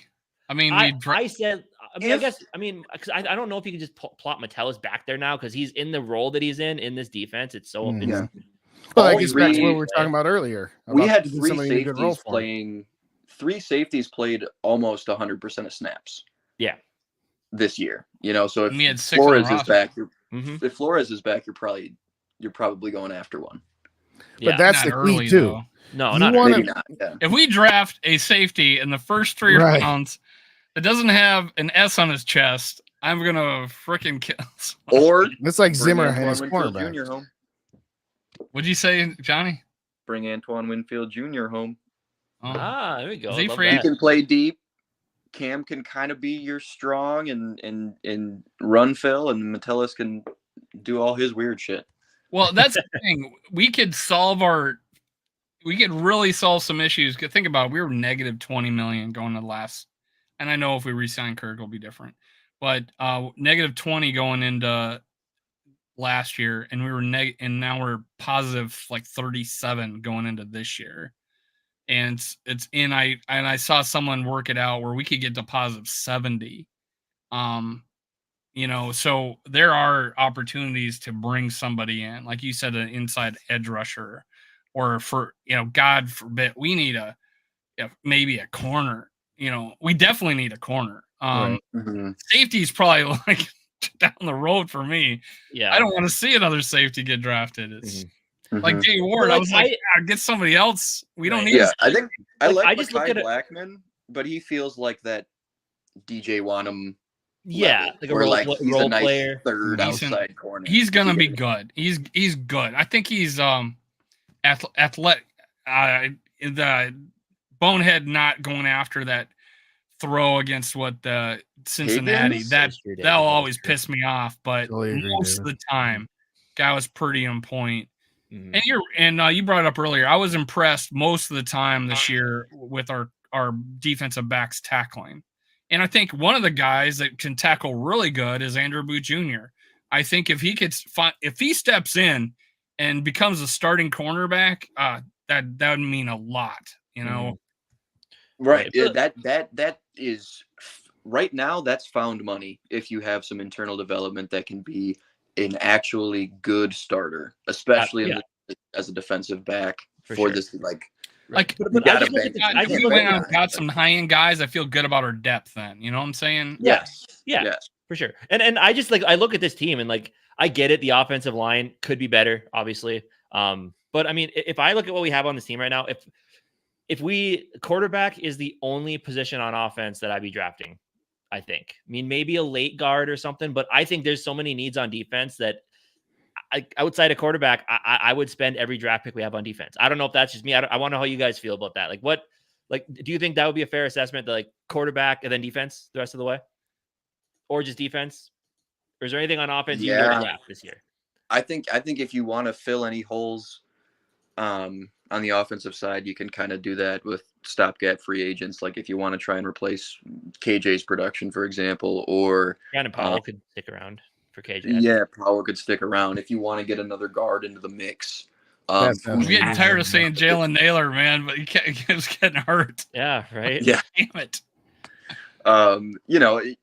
Johnny Munt is a free agent. Might have to replace. Yeah, holy shit! Like man. that's what he's going to be out at least the first 3 quarters of the season. You'd think. that tight end is kind of a scary spot. Oh, right? I don't know You're not about that. gonna- I think 9 months. I think that puts him in October. Does it? Even with the multi-ligament? I guess I don't I know. did a video and I put that the 6 months is the earliest you can come back from the 2, and then each month afterwards. And I was like, okay, that would put us at the end of September, if not October. So I thought maybe end of October he could come back. Yeah, but again, that's if all things go good, right? So I don't know. It's going to be an interesting draft. Like I don't know. Kwesi has quite the job here, and he said that. He's like, that's why he said big offseason. Like he knows. I mean, he knows what he signed up for, and he knows what he has to do right now. And it's. Oh, you know what's crazy? I saw this today that we only have 11 players on our team from the Zimmer, Spielman era. Something like that, yeah. That's crazy. But we're just running it back every year. We're running it back. Yeah. Let's see what Lawrence, my dad, by the way, everybody. Love played weak defenses last few games. Let's see how he does against Dallas. Yeah, in Dallas too. That's gonna be a big one. If he plays well there, he might earn my respect just a little bit. But because that O-line's not what we're used to either. He's been pretty impressive, I think. Yeah. Let's not talk about the goodness of the Packers. Let's just. Oh, my bad. Is your dad in his 50s? Yeah. Ooh, how about goodness of the Vikings? All 4 of our tight ends who played meaningful snaps finished in the top 18 in PFF grade. So not only do we have the 3rd best tight end in the league, we have the 4th best. We have the best 4th tight end in the league. Yeah. I love that comment by O'Connell. We have the best number 3 tight end in the NFL. Come on. Hey, let's hit the reset button. If you guys didn't hit those like buttons on the way in, hit them on both channels. Absolutely. GG Sports, Minnesota Sports Talk. If you're not subscribed to either of these two guys, plug your channels for a second, you two. If no one Go ahead, here, Johnny. Sure they are, but subscribe to Bite Size Size Sports. Popping up? I don't know. Yeah, but I like bringing one back. For days. If you're not subscribed to them, go do that right now. Yeah, Dave's stepping all over it right now. Then come back. Steve, our Packer fan friend on the show. Thank you for hopping in. You just missed our talk about how bad Jordan Love is. We may have said some nice things about him. I don't really know, but I blacked out too. I'll say this about Jordan Love real quick. Love. He's a competent quarterback, and I'll give him credit for that because I didn't even think he was going to be that. I'm not ready to put him in the fast track for the Hall of Fame. I'm not ready to say that the Packers did it again. We need to see a little bit more from him, but I will give him credit where credit is due.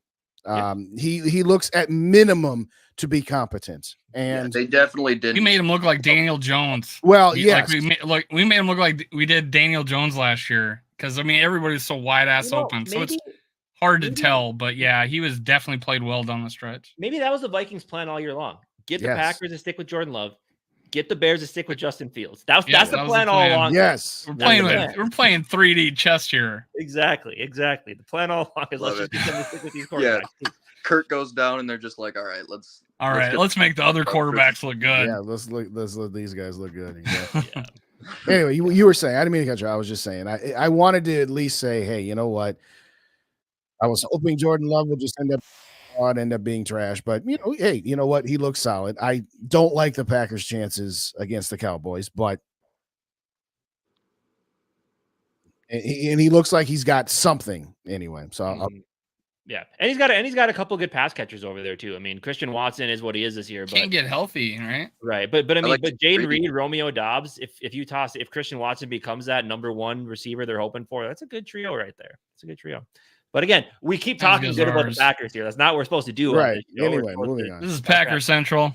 But anyway, so we obviously we kind of got, so Brian Flores, are we all in agreement we'd like to see him back next year? Mainly just because I don't want to see this defense go through another change. Like these guys, they learned one defense. I understand not everybody's going to be back next year, but I still, for the guys that do come back, I would still like to see them keep developing under this same coaching staff. So that's kind of where I'm at. Well, when it comes, he can self-scout, build on what he did. He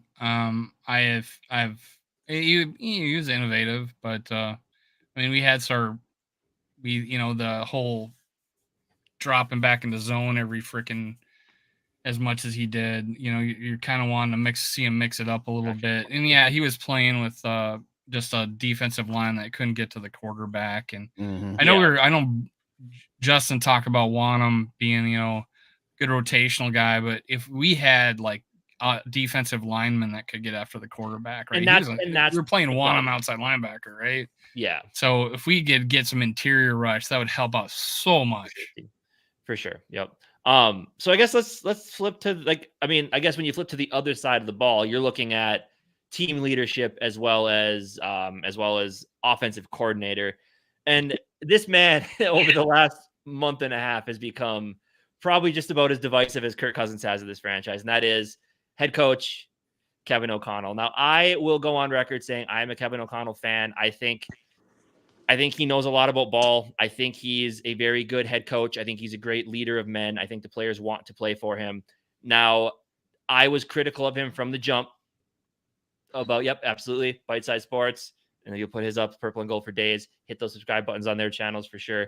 But, I mean, it's fair to say that from a play caller perspective and everything else, there's a lot of room to grow. And when it comes to some of his overall game planning as well, there's a lot of room to grow. And I get it this year. I do think he gets a pass because of the injuries. I get every team dealt with injuries, but he was dealing with backup quarterbacks plus injuries and a lot of other things that kind of went on that were really weird. So I'm a fan of Kevin O'Connell, but year 3, as we said with Kwesi, is going to be huge for Kevin O'Connell as well. Like, he needs to, again, he's shown us really good things, but yet he's shown us really, really bad things. So that's my opinion on O'Connell. I like him. I think he's going to be a really good head coach for this team. But if you're going to be the offensive play caller, that is what the fan base is going to know you for first. And he's got to call more run plays. Period. Yes. Point blank. Yes. I'm like C. Still exists. I'm like C+, maybe B-, on KOC this year. There was so much meat on the bone for me. Mm-hmm. I don't like the full crucifixion of him. Right, I agree with that. Yeah. There's 20 worse play callers in the NFL. I'm gonna say this real quick. We talked about it earlier. If you draft a quarterback, your clock might get reset. We were talking earlier about, hey, this is the third year. Yeah. But Kevin O'Connell, he doesn't walk on water, but the crucifixion, as you said, was way too much. I just got that notification that I told you guys about here. So unfortunately, I'm going to dip out here. Hit those like buttons on the way out. If you don't already subscribe to Bite Size Sports and Purple and Gold for days, hit us up with a sub. We're going to have great content all throughout the offseason. And we might do this a little bit more now that, it's the offseason here. Absolutely. So thank you, everybody. Gentlemen, pleasure as always to sit in with you. Y'all have a good one, okay? Yeah, thanks for having in, Justin. Appreciate you. Yep. For me, KOC, honestly, I felt like he grew a little bit because except for in one area, I was like, big thing, like he didn't make tough decisions. Well, he makes a decision. Unfortunately, I mean, to give him not as much credit, a lot of those decisions were made because of injuries. Like going with Ty Chandler, going more with Jordan Addison. Those were my biggest complaints throughout the year. And I think he may have now realized, well, God, I should have went with those guys. Maybe that is a growing experience for him. I think recency bias. We all think like, God, what a bad play call. But then we're like looking at having our rookie quarterback, not seeing 3 fucking open guys out there. Yeah, and we're seeing only the offensive line and the quarterback, and nobody's open. What a triple play call. No, they were freaking way wide open. And the same thing with Dobbs. There's like a Jordan Addison breaking free, but there's a linebacker just sitting there in the middle, and he doesn't throw to the area where Jordan Addison can just run underneath it. And I think the play calling wasn't nearly as bad as people think. In fact, I'm like, we had our backup quarterback throw for almost 400 yards twice. And I'm like, there's something good about that. But on my downside is he's got to figure out this running game, man. Yeah, absolutely. He said we may are focusing on this running game, and half of it was not playing Ty Chandler enough at the beginning of the year. Right, and that's one of Jamie's main gripes. Is like Jamie's a Kevin O'Connell guy as well, but he's like, but you can't ignore the fact that it takes him too long to put, like, KJ Osborne was wide receiver 2 for the first 4 games of the season. He's like, it takes him too long to put those exactly. Like, it took Ty Chandler and Alexander Madison injury for him to get out there. Like, and I agree with Jamie on that. There's definite questions about like, why aren't these guys seeing the field sooner? Like, what's the reasoning here?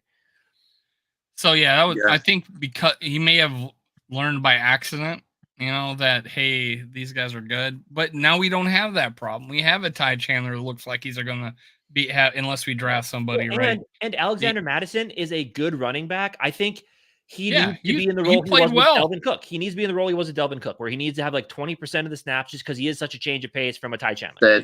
It's that DJ Wanham. Exactly. And making him hungry. Right.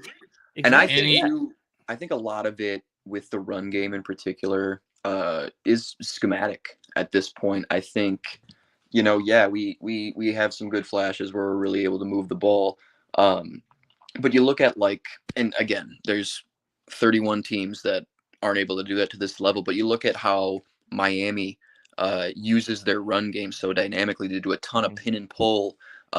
They do these little misdirect tosses on a pistol.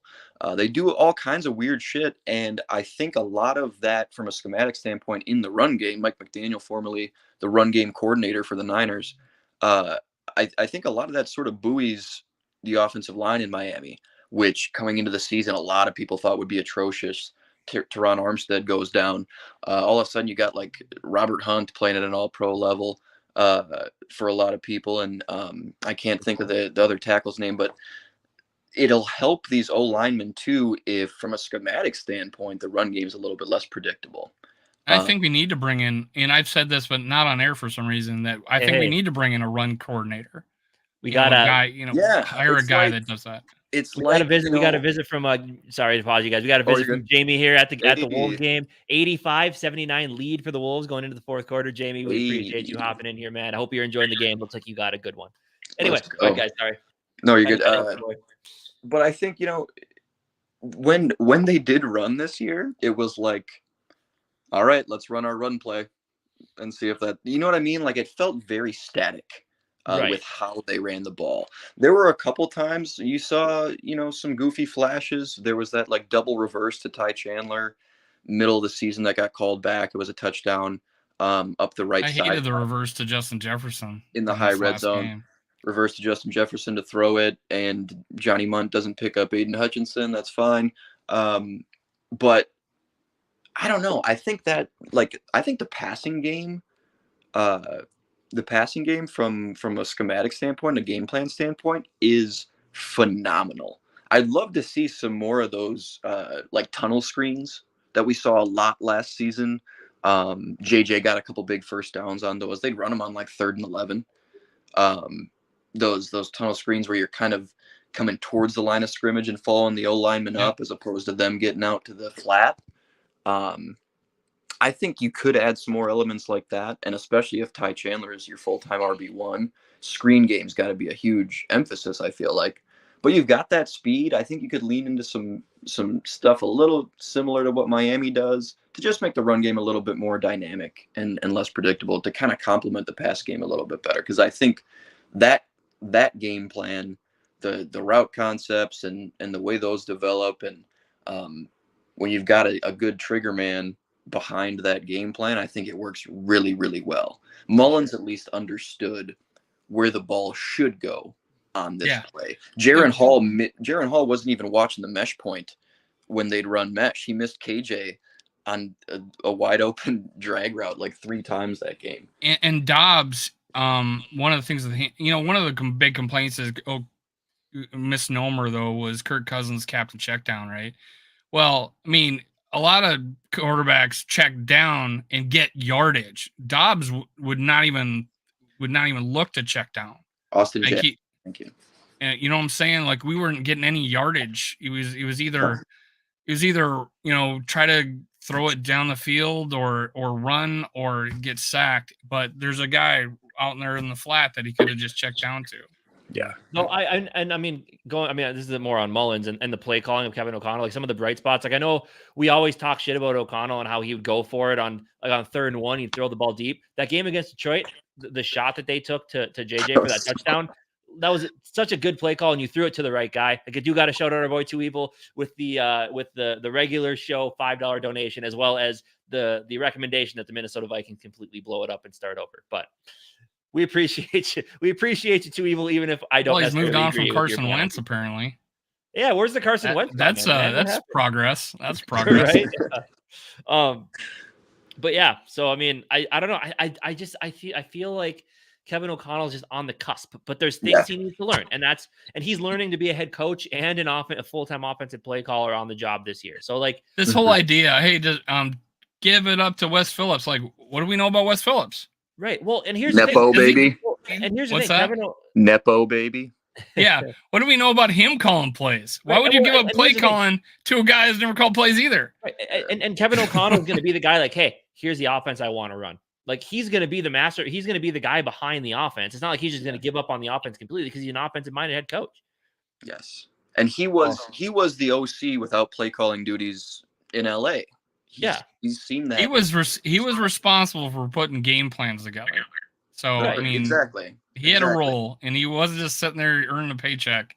He was designing the game plan. Right. So he understands that dynamic between a play calling head coach and an offensive coordinator who, is more of an advisor, is able to zoom in a little bit more than the head coach. But ultimately, he's calling the plays. And, what do you guys think about this? I've seen this. I've seen both sides of this from people, and I'm sort of in the middle. When we got to the backup quarterbacks, I mentioned at the top of the show that both Mullins and Jaron Hall finished top 10 in air yards per completion. Small sample size for both, of course. But do you think he should have kind of incubated those backups a little bit more in a way similar to what they did with like Case Keenum when they would just give him like half field reads? Well, I think so. And quick concepts. I think so. I thought the exact same thing. Especially with Dobbs. 5 days here. There's something to be said about staying aggressive and trusting your guys, but those aren't the guys to trust, I don't think. Or it should have been Mullins right when he came off IR. Well, here's the deal. Go ahead, Dave. I want to get my point. Come on. No, can I say something? Yeah, can I say something? I'll zip the lip. I agree.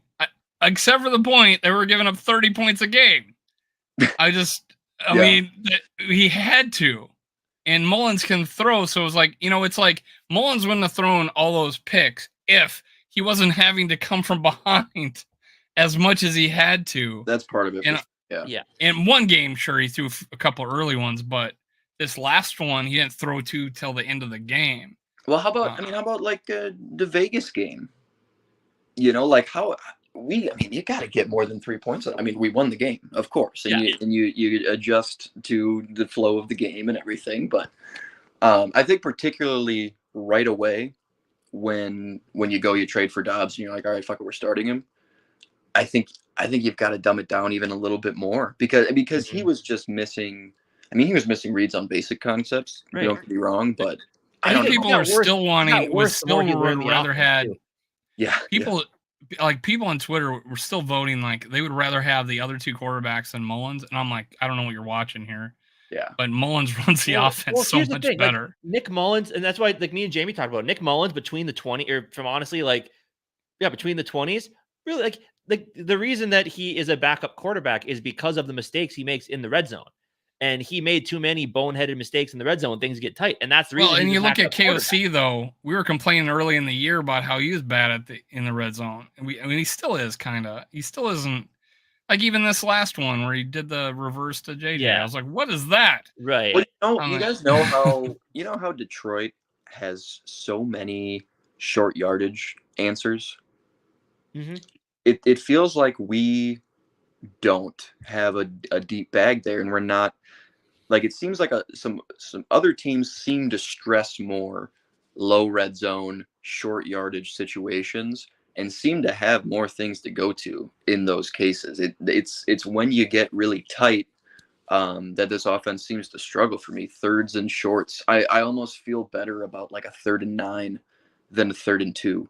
Well, I also think, I mean? I felt the same way, like 3rd and 6, we're fine if it's 4th and 5, we can make that, but 3rd and 1, no. Then there's choices like, let's run it up, our weakest lineman's ass. And that's on short yardage. And I'm like, why'd you run it that way? Why are we running a sneak over Reisner? Why aren't we running it over over the other side if we can, because that's where Ed Ingram is. It's like, why don't we run it to the guy that is fucking strong, and is known as a good run blocker? But no, you go over Reisner, who gets it just just annihilated on a play, and we lose the game. Right. Well, like it's part of it too on short yardage. Like they're like the opposing defense is like, well, we know these guys can't run the football, so let's just load up the line, or like not even like I don't know. I think that's part of it too. Is like they know we're inept at running. I'm like, and, what an opportunity to fake it. Right. Exactly. You know. So Yeah, I don't how know. about- I just think there's a ton of untapped potential with Kevin O'Connell from a play calling perspective for sure. But we've seen as like just a head coach what he can be, and that's what excites me when it comes to Kevin O'Connell. Yes. I think he's just going to get. I think he's grown. Even though we lost more games, I felt he grew.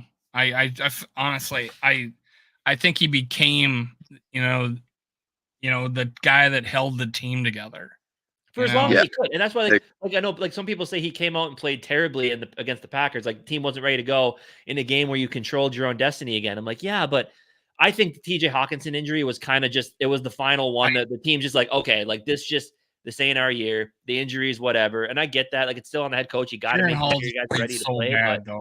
And that's the thing too. But and here's the other part too. That just like, I mean, the internet's a crazy place. Social media, people can say whatever they want and basically just make it sound like it's true, and people will have opinions, and it's kind of a crazy place. But like the amount of people that you saw on Twitter, like, play Jaron Hall. Why are you playing Nick Mullins? Kevin O'Connell, you're a dumbass. Play Jaron Hall. You play Jaron Hall. The other half of Twitter comes out. Why the hell are you playing Jaron Hall? He wasn't ready. Play Nick Mullins. What are you doing? Play Josh Dobbs again. I'm like, you can't win when it comes to and that's why coaches. Well, that's why you got to be safe like me. I feel like Mullins gives a better chance, but I think the risk of playing or the reward of finding out what Jaron Hall is like is more important.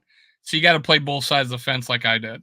I agree with Steve here. That way you can go back and say, yeah, Mullins is better. Play him on the last week. Yeah, I don't really think Detroit is much better than the Packers, Vikings, and Bears. I see certain things Detroit is like handed to them easily. Yeah, their defense isn't great. No, like we played their defense has their defense has a couple pieces. Their OC is going to get a head coaching job, and we're going to be back in the shit. Sounds like he's up for some interviews as well. We played him tight twice with backup quarterbacks and backup offensive tackles, and Justin Jefferson got his annual almost 200-yard game against them. So I mean, and I figured out that were you guys listening to the broadcast where like up until the late second they kept saying that Detroit was shutting JJ down? There was one point at which it was he had like 80 yards or something like that. He's got 5 catches for 73 yards. Man, they're doing a great job on him. It's like, what?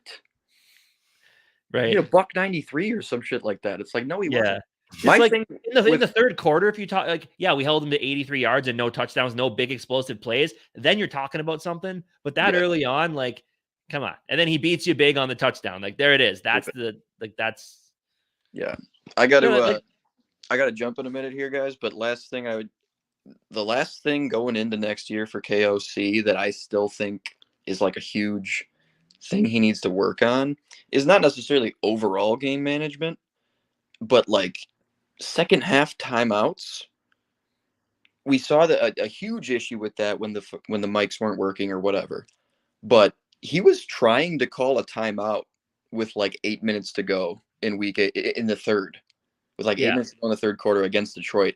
Didn't get it off, but he was trying to call a timeout just to avoid a delay of game. And it's like, this is a 1-possession game, Kevin. You can't.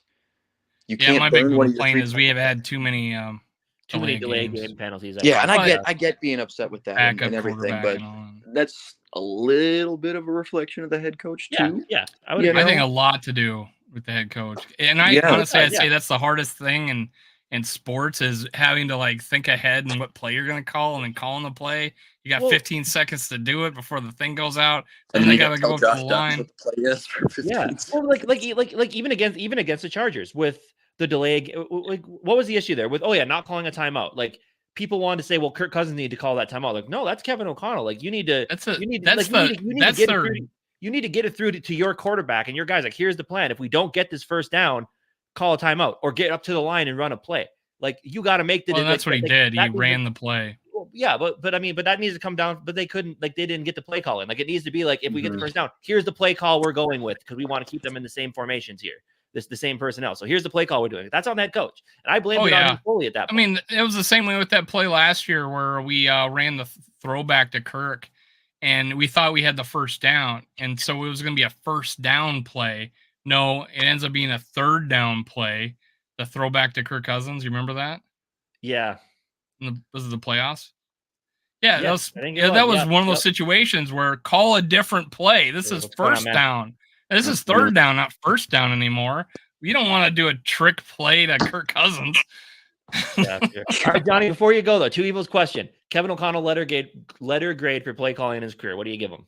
In his career, I think he's B minus. Like I said, there's, a good 15, 16 worst play callers in the league. It's tough for us when we don't watch every single game as intently as we do the Vikings with as critical of an eye. The point I always make. But, I'm gonna go see just because I want to see him get better. I think he needs to get better. I think he will. Yeah. I'm gonna go see. Just give him some room. Give room for improvement. I'm going with Johnny because there is room in improvement because it's a B. You can always get an A. That is true. That is true. But one of my old bosses always said he would never give anybody an A grade because then it means that they'd give up on working. He's like, I give you a B. You always have something to shoot for. I'm like, okay. So, I appreciate you guys. Thanks for being Johnny. Appreciate it. Bite-sized Sports. Absolutely, man. Yeah, subscribe to Bite-sized Sports. Subscribe to Johnny. Thanks so much for hopping in, man. Yeah, I mean, we watch the highlights of other games and we watch our game, right? And we're for sure. And then I think our biggest complaint is probably the run game. So you may be right, C, because only half the game, half the offense is effective. But how often were we down? How often are we down both years, right? Where we had to come back, and again, you're not running the ball, right? And that's something that I think Jamie. First off, our other Packer friend here, Angler, how's it going, man? How about them Cowboys? Go Dallas. But anyway, and that's kind of another thing that Jamie is talking about as well, is like Jamie's big thing is like he knows how to coach when he's behind. He needs to learn how to coach when he's even or with the lead. And like I thought he did behind, that. The offense is explosive and fun. When we have a lead, he just gets way too conservative. Well, and that's what I liked about him in San Francisco in the Packer game. Right. And that's the thing. And that's why that was the growth I thought. Yes, absolutely. Like that game, because that game and the Packer game, when he had his quarterback, he was aggressive. And like every play was aggressive. In 5 minutes left, he was still trying to throw it down with Kirk Cousins, and that's when he tore his Achilles. He was still trying to go deep with that. Right. So like, we were 5 minutes left in the game. I thought that's when we were taking a turn, because we had talked about all up to then. Like, because what was the game before that? He was too conservative in one of the games before that. Was it like the Bears or something? Oh, he was the Bears and Carolina. Yeah, and it's like one of those things where we're just like, man, we need to see it. We need to see this offense come alive. And then the San Francisco game happened, and that's why the Vikings went from there was a lot of drops though. In the Carolina game, there was like 7 drops. And it was like, shit, man, I'm calling these plays and they're just not catching the ball. Right, exactly. But and then we had the touchdown called back, and then he throws the pick 6, the first play, first drive of the game. But like, it's crazy because from Carolina, it went from a 1-4 team that just is way underachieving. They need to get better. And then we beat San Francisco, because then when the offense got explosive and the defense got a little better, and we beat a big team like San Francisco on Monday Night Football, the national media narrative changed. So the Vikings could really make a run here. So it's like, it's crazy. Like that's how quickly it changed. And I think that's how much this team showed they can do against a team like the 49ers. Right. So it's the frustrating what could have been. And I think that's what makes this offseason so much harder with a ton of question marks. And like, I've moved on from the regular season, but it definitely was a season of what could have been. But it showed you what can be with Kevin O'Connell if he has the guys that he needs. And these backup quarterbacks just weren't it. And the people that wanted him to sculpt his offense around Josh Dobbs in 2 weeks, it was never going to happen. Out of the off seasons that we've had as YouTubers, I've only had 2. I think you may have had a third one. Yeah. Or no. No, we just had the 2. Just the 2. Out of the 3, counting this one, I'm thinking this one's going to be the most fun to watch. Right. Because the other one was like GM and head coach, which is exciting, but it's not like, as far as getting like who's going to be on the team and what direction we're going, and there's huge free agency. We finally got positive money, Mm-hmm. We're not, I don't know how the Saints do it, like -100 and then sign all these different players. Right. And I think it's just the positions of importance that are at question here, because it's quarterback, it's your star, like the best wide receiver and left tackle, who doesn't have a contract. Hey, we don't have to worry about if we sign Penix. He's left-handed. Right, exactly. Right. That's what I said. Did that drop Derisov's value if you get Penix? I don't know. Yeah, hey, but then- sorry, you're not a blindside guy anymore. Exactly, right? So Brian O'Neill, you get the big bucks now. O'Neill's the one under contract for 2 more years. But you have that. You have a premier left tackle you need to re-sign, and then you have an edge rusher position that you need to figure out because you have, Daniil Hunter. Who knows? I think DJ Wanham probably signs back on a 1-year prove it type deal. I would think with the he was injury. going to look for a payday, right? I think and he was we may, too, but that's why I think may he have comes lucked back. out. Unfortunately for him, Right? For sure. We may have lucked out with KJ Osborne. Penix scares me. Penix draft stock is going to drop. It is, I think here's the thing with recency bias. I get it. Like right now, everyone's thinking. Well, you still got to go through the pro days. Well, and look, when Penix is throwing unpressured at his pro day in the combine, man, if you watch that dude, his accuracy is pinpoint. His arm is amazing.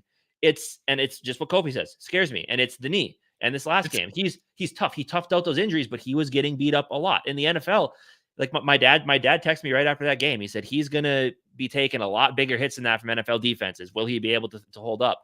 I don't know. But the prospects of what he can be with the arm, and he does have enough mobility he does have enough mobility. He's not going to be Caleb Williams, but not a lot of people are. But one of the things they're going to put, it's going to be in his draft bio, and you'll see this. You saw in Nick Mullins. Nick Mullins played in injury in college, and in his thing it says how tough a player he is, and you'll see that they'll put in Penix's bio that he played through injury and toughed it out. He was a tough player. So that's actually I think a positive that he was able to play through injuries, right? Right. But and then like when you look at how he fit into this offense that we had this last season, he will. Because here's the thing, Kevin O'Connell, to his fault, a pocket passer first, right? He's a guy, and that's why, like, you saw the one play where Josh Dobbs against the Raiders, he was stood in the pocket, backed out, he ran for a first down. They show Kevin O'Connell on the sidelines. He's mad, like he dropped the F-bomb. I'm pretty sure because he's like, you didn't run the play, you missed an open receiver, and you just ran for it. He fades in, he's slow and fades in his drop, and that was my biggest complaint about Dobbs. And when Jaron Hall got in there, he started doing this last start. He did the same exact shit Dobbs did. He was slow in the drop and he faded. Yeah. But and you see Mullins and Kirk, they get back, they're looking ready to throw. Right. And I think that's what Kevin O'Connell wants. He wants a guy that's going to be a pocket passer first.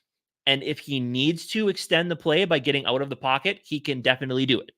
And Dobbs could have been that, he could have been that guy. I think he's got the strong enough arm and the height and, the athleticism, but he just, I don't know what was the deal with his dropbacks, his 10-yard dropbacks and shit. Well, and that's the thing. It's like, and that's why a lot of these, that's what scares me about the quarterbacks that like to run a lot is like, I want my quarterback to learn how to be a pocket guy first.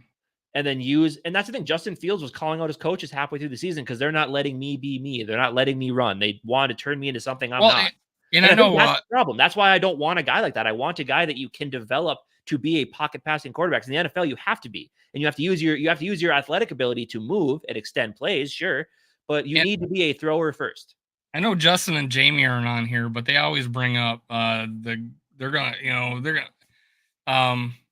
Kevin O'Connell wants to go get his guy. Kwesi wants to go get his guy. I'm like, whose guy is KOC?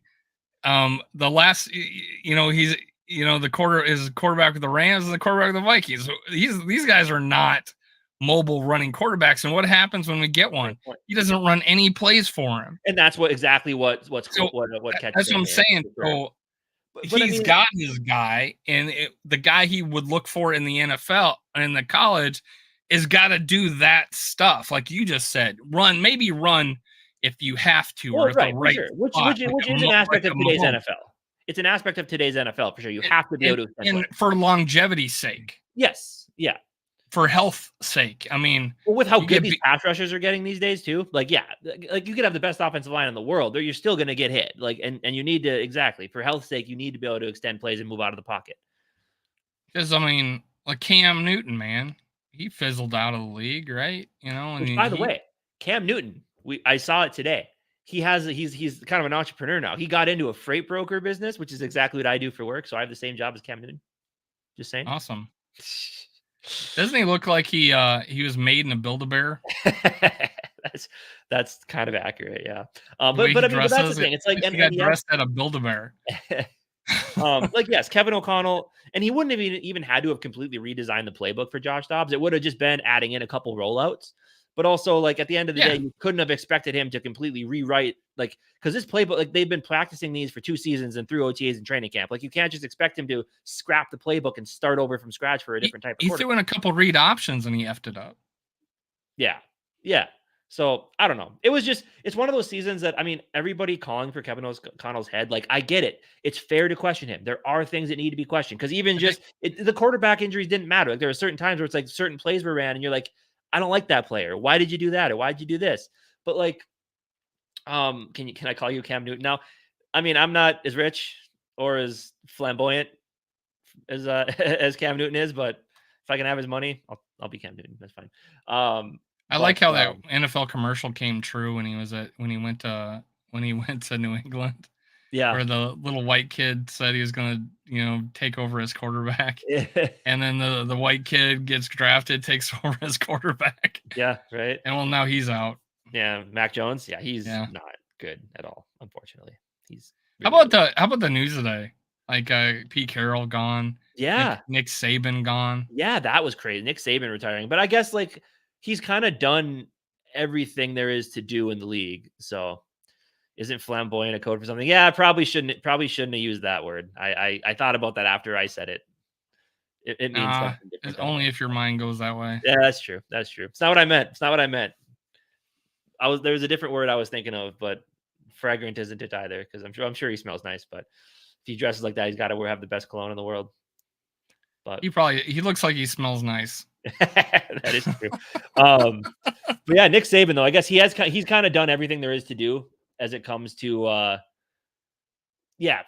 think they said he's just moving up to like a front office position, which I get. He's old, so he quoted he said that's a good point. He did a shout out to Bud Grant. Says Carroll did. He says my what do you say? My great mentor, or my best mentor, or something like his number one mentor, Bud Grant, and then like told a story. Apparently he effed it up. Kind of like when Biden said, the thing. But yeah, man, I don't know. I think this offseason is going to be a lot of fun. I think he was on the Vikings staff. Pete Carroll, he wasn't he? Yeah. Yeah. So was Mike Tomlin. A lot of guys. But again, I don't put that whole situation in the same boat as Flores being on Kevin O'Connell's staff, because I don't know. I just think they got to stick with O'Connell, especially, and you've brought it up too, that you don't really want to go defensive head coach when you have to draft your quarterback in the future, because you want him to be able to develop in the same offense. I just assume always get the best offensive coordinator. Obviously it worked with the Steelers, and it worked with New England because he was a D coordinator. Yeah. But he obviously had to know a good amount of the offensive side of the ball, right, to be that effective and that consistent, right? Yeah. But yeah, I mean, you got to be just a really outstanding coach, and you can't. And this is one thing KOC does very well. He doesn't alienate the other side of the ball like Zimmer did. Yeah, that was the guys that came out and complained about him the most. Was Brian O'Neill was one of them, and you think Brian O'Neill said something bad about somebody, and I think something happened. Brian O'Neill's talking about it, and I think Brian O'Neill, I think he alluded to that again in his season-ending press conference or his media availability. I think he even said, like, with this regime, a lot of people want to come back, unlike the last one. So I think, and I think with Brian Flores, if he was to come back, I think it entices defensive players to want to come play for him. Yeah, because all the guys talked about is how much fun they had playing that defense, and so that's a big selling point to free agents. People think we're in bad shape right now, and I know Justin has occasionally said how the Bears are in a better situation than us over the last year. I don't think so. I think we're fine. We got plenty of room. We got, I think, less holes. You guys talked about how, we didn't have a whole lot of defensive players, but he actually kind of had like half of them, like Right. I mean, I think Jordan there's like, Hicks played great. well, yeah, and Cam I'd like to see Bynum Hicks. played I'd like to see great. Hicks come back, and then maybe Asamoah takes that next step as well at linebacker because he had a down year this year, and people are expecting him to be that Well, number yeah, 2 guy. and Pace Jr. And Yeah.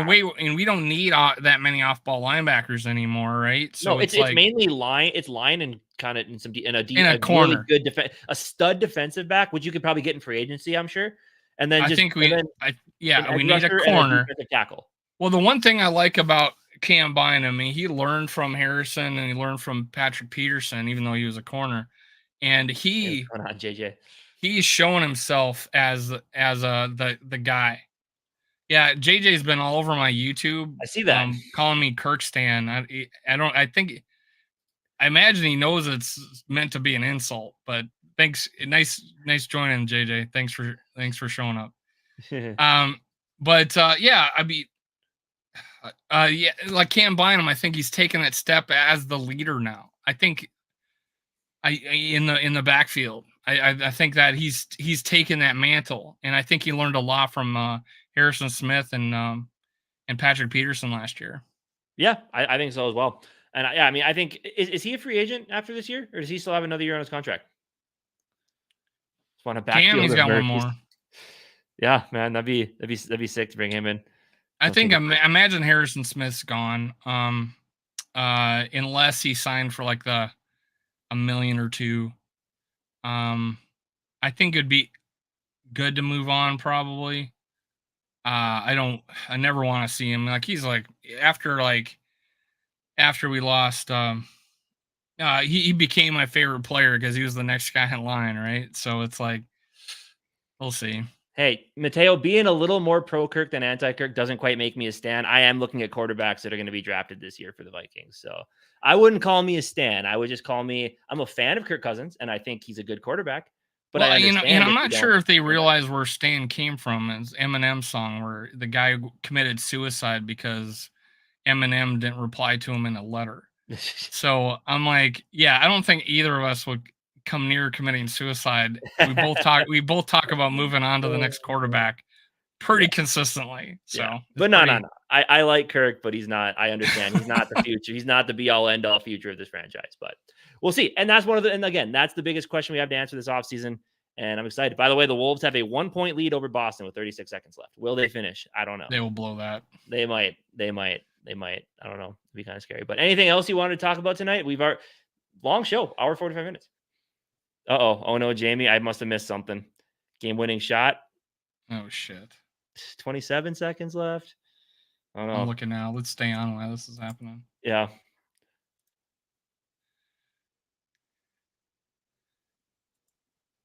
I don't know, man. I don't know. It's a big offseason. It's gonna be fun. Boston just went up by 2. I must be behind. I still see like 109, 108. There it is, 109, 111. I see that now. Oh boy. I blame Jane. But hey, I mean, going into Boston and taking them to the wire without Rudy Gobert tonight. I mean, well, we've been losing lately, right? Yeah, I think because I think this is like the last or second to last game on a stretch of like 16 games in a row versus winning teams, and I think they have a winning record right now in that stretch. So I think that's not too bad. No, it's solid. I mean, you got to take it for sure. I was listening to the Mavericks game the other night. They went up by 6 and blew it. Yeah, they did not. Yeah, Ant and Cat took a couple bad shots trying to play a little bit of hero ball that didn't quite work out. And I saw they killed a foul on Cat, and the guy punched him in the face, basically, or the neck, and like they called a foul on. By the way, speaking of players, Gobert or Conley, huh? Speaking of players, I do not stand for. Before this season, I was on team get rid of Karl Anthony Towns. I gotta shout out Towns and how impressed I've been with him this year. I mean, the complaining and that's the biggest thing with me. He complained too much. He hasn't complained nearly as much this year, and I think it's starting to get it a little bit. So that's what I'm happy to see that from him. Well, and you're not the guy now. And I think he realizes he's not the guy anymore. I think that's big for him. 7.5 seconds. Who's got the ball? It's still 109, 111. Yeah. I'm still like 25 seconds, so I'm probably a little bit behind. Shit. Not looking good. Celtics called a timeout. Derek White shooting foul. Does that mean Does that mean he got fouled? I don't know enough about basketball to know exactly what all the rules mean. Well, I mean, I don't know. Did Derek White get foul, or did he fouled someone shooting the ball? Could mean either way. I don't know. But I mean, the fact that the Celtics called the timeout means that they would have the ball. I'm pretty sure, because you can't call a timeout unless you have the ball. Well, it's a foul. Oh yeah, maybe. I don't know. We'll see. 7.5 seconds. It's a dead ball. Oh man. Watch this game go to OT. I'd have to pop off and go watch that quick if it gets there. Yeah, I'm Uber and turning on Sirius XM. I'm out, Wolves. Talk to you later, fellas. Well, Wolves talk. See ya. Thanks for hopping in. Oh, later to catch a 20. All right. Anything else before we call it a night here, Dave? No, I'm just gonna go put my Kirk Cousins Snuggie on and go do some driving. All right, everybody. Hey, we appreciate you hopping in tonight. Really do. Jamie will be back with us next week. Yeah, but anyway, big offseason after the bikes. It's gonna be fun, and we'll be around for content all offseason long. It's gonna be great. So thanks everybody for hopping in. We'll see you guys next time.